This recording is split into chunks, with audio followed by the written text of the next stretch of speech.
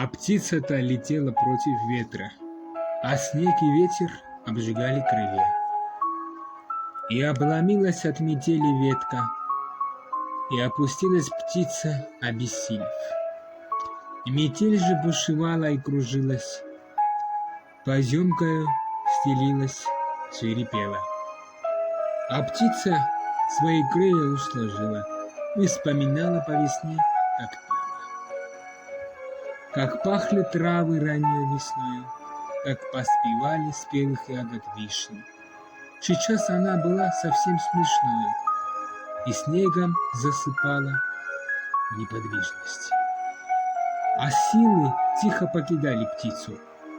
Метель безжалостно покрыла шалью и засыпала в снежную гробницу.